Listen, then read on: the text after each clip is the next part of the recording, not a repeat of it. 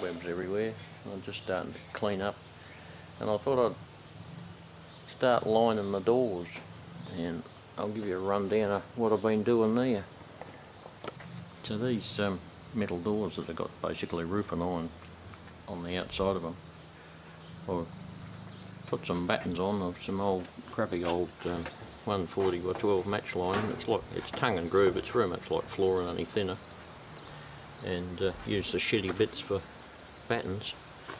Countersink some holes in them, and with little tech screws, and they screw into the metal frame which goes across there, and that acts as a good solid base to screw your match lining on with your good bits on the outside, like so. And I'll cover the whole door with that. And here's where we made the little holes for the tech screws that go into the main metal frame of the door, and I've made this little piece of demonstration timber up to just show you what happened. So we use a little spade bit to drill in there that fits the particular little tech screw, and that fits in a little hole like so. And if we look at that in cross section, we end up with this sort of situation where we've got enough thread to go in through the metal, and also enough wood left over to hold the actual batten into place. So we've got our little spade bit here. I've put the bit of wood behind it so you can see it. So we use that to drill that hole through in there. So when you're drilling through, and if you put it on a hard surface, once you feel that the point's gone through the other side and touching, then you can lift it up, and you only need to give it another couple of mil. That sticks through there like so. So that's how you need to go. That'll give you enough wood left over to hold it in place. It's now some time later, and I've finished the lining on that door. So we'll just take a bit of a closer look.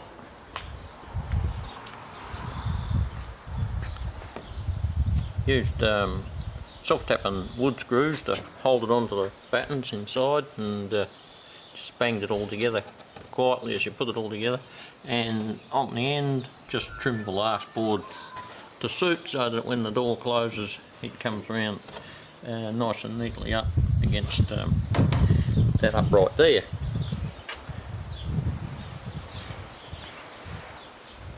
This makes the door a lot more solid and gives you something to hang some little shelves on for display purposes, anything like that, and also acts as a bit of insulation against the weather, and keeps these nasty things out and crawling all over you while you're trying to play trains, so they can live outside from now on. Now the thing to use to tap your boards into place is a rubber mallet. That way you won't damage the tongues and grooves on the timber. You can either do it that way, or use another scrap piece of tongue and groove to slot into place to knock it in.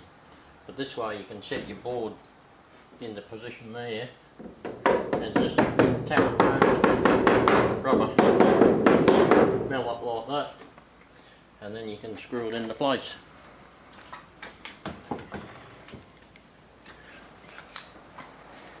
Using your little self-tapping wood screws. I use the particle board screws because they get a good grip, and you can just drill it home.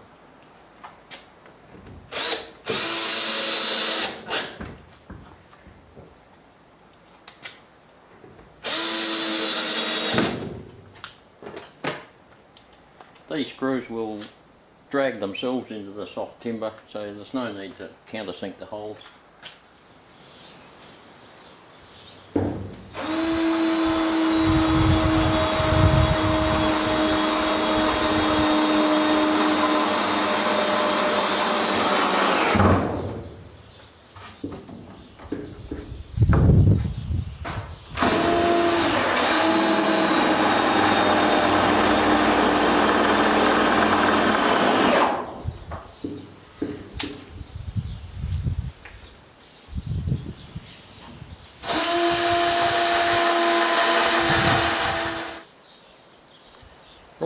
here's the second door. We've painstakingly covered that and finished that off. All we need to do now is add a couple of pad bolts down the bottom for holding it secure when the doors are shut, and put a lick of paint here and there, and then we'll be good to go.